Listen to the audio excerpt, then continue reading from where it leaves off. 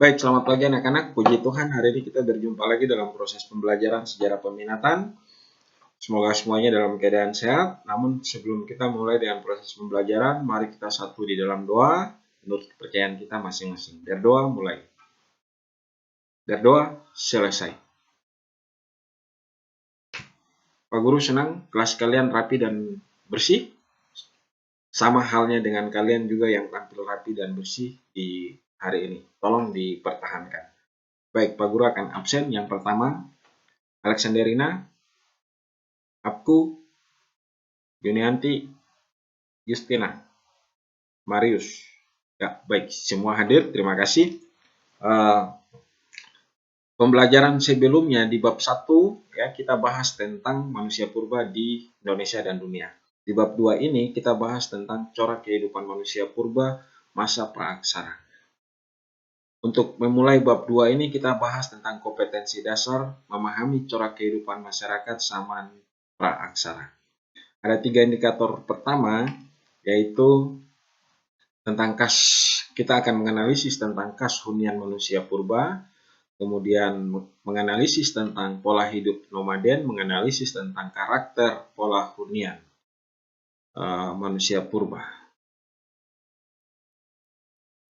Maka di akhir pembelajaran ini Bapak berharap kalian dapat menjelaskan 3 indikator pembelajaran tersebut. Dalam penjelasan Bapak, apabila ada hal-hal yang kurang jelas, silakan ditulis. Di akhir pembelajaran bisa ditanyakan. Dan pada akhir pembelajaran ini kita akan bagi dalam bentuk kelompok, kemudian ada tes tentang kompetensi pembelajaran, tes tertulis tentang kompetensi pembelajaran di hari ini ya. Jadi harap disimak baik-baik. Yang pertama A, 2 karakter khas hunian manusia purba. 1, kedekatan dengan sumber air. 2, kehidupan di alam terbuka. Pola hunian ini dapat dilihat dari letak geografi situs-situs manusia purba. Di Indonesia saja, itu fosil manusia purba yang ditemukan di sepanjang aliran sungai Bengawan Solo. Ya, ambil contoh di Sangiran, Trinil, Ngawi, dan Ngandong. Nah, di sini bahkan dibangun, khususnya di Sangiran dibangun museum manusia purba. Dan para arkeolog, para antropolog mengatakan bahwa Sangiran merupakan laboratorium manusia purba. Jadi para ilmuwan banyak yang berdatangan ke sini untuk melakukan penelitian tentang manusia purba atau fosil-fosil manusia purba. Nah, kemudian kenapa manusia purba tinggal di sepanjang aliran sungai? Karena ada yang tahu, ya betul, tepuk tangan ya. Air merupakan sumber pokok kebutuhan ya manusia. Kebutuhan pokok manusia untuk minum, mandi, dan lain-lain. Air juga bisa dijadikan sebagai sumber mobilitas. Misalnya macam kita sekarang dari Mapi mau ke Merauke, Merauke mau ke Mapi lewat aliran sungai. Dari Bovendigul mau ke Mapi ikut aliran sungai. Seperti begitu ya. Kemudian pada masa berburu dan mengumpul makanan, hewan-hewan itu kan banyak juga yang cari air ya. Jadi tinggal di tepian sungai memudahkan manusia purba untuk mendapatkan buruannya.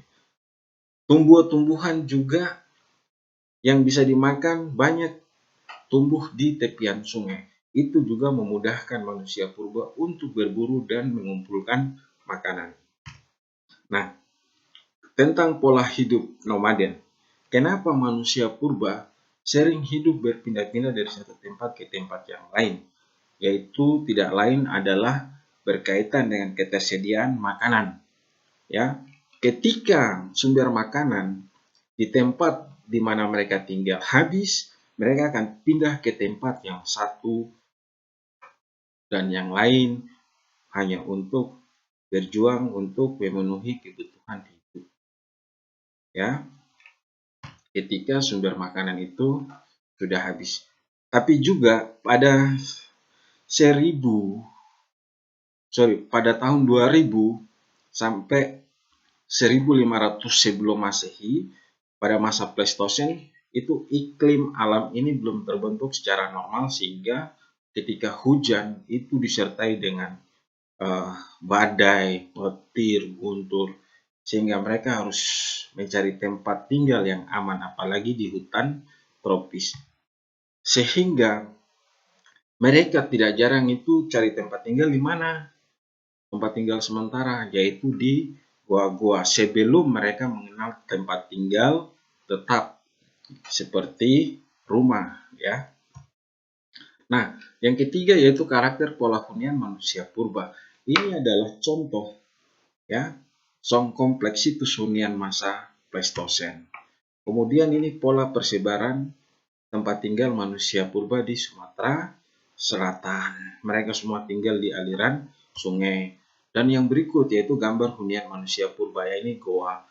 Mulut goa, mereka tinggal di goa.